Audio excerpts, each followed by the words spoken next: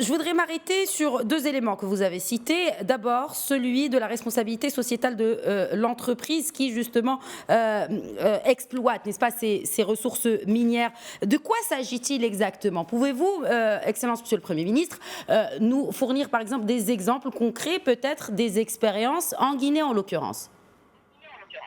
Oui, il s'agit en fait que les multinationales qui, par exemple en Guinée, ne se contentent pas d'embarquer cette bauxite et en laissant la Guinée des carrières et des environnements dégradés sans que les populations hautes, sans que les régions hautes ne connaissent un semblant de développement. Donc les responsabilités sociétales consistent en fait à faire comprendre aux investisseurs, faire comprendre aux entreprises, de la même manière qu'ils ont l'opportunité d'exploiter les ressources appartenant aux populations, elles ont la responsabilité de veiller au développement durable de ces localités pour permettre aux populations de jouir de l'exploitation de leurs ressources.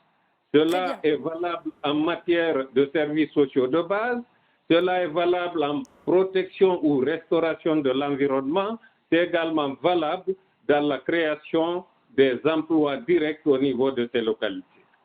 Monsieur le Premier ministre Souaré, je voudrais également revenir sur l'autre point que vous avez évoqué, en l'occurrence l'industrialisation de l'exploitation des ressources minières. Aujourd'hui, face à cette réalité, d'abord en manque d'énergie et ce grand projet d'électrification de l'Afrique, mais aussi il s'agit également des compétences humaines. Alors comment résoudre cette équation et réussir ce défi, ce gros challenge de beaucoup de pays africains qui exploitent les ressources minières, réussir ce challenge d'industrialisation de leurs ressources minières?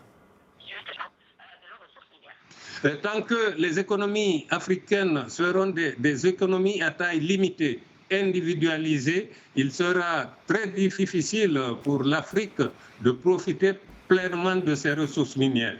Parce que vous savez bien, quand il y a un pays producteur, il faut bien qu'il y ait des acheteurs.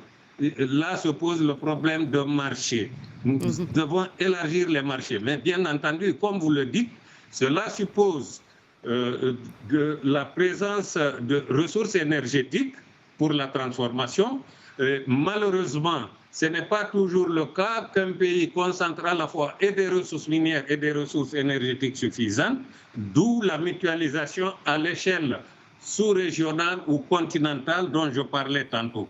Ensuite, l'expertise locale doit connaître une promotion absolument indispensable de nos ressources avec le maximum de compétition. Ces ressources devraient être formées maintenant en Afrique. C'est vrai, il y a le transfert de technologie. C'est vrai que nous avons des étudiants de notre continent qui se forment dans les grandes universités du monde, mais le temps est venu et certains pays ont commencé à promouvoir des universités à grande compétence mondialement reconnues. Je citerai l'exemple de l'université Mohamed VI Polytechnique que j'ai eu l'opportunité de visiter à l'occasion des premières journées de Phosphate Day. Et donc, c'est une université d'excellence, adossée en partenariat très fort avec l'OCP. J'ai visité une mine expérimentale que cette université est en train de développer à Benguérir. Ce sont des exemples qui peuvent constituer des modèles pour les pays africains afin que la formation se fasse à côté de l'expérimentation, à côté de l'industrie.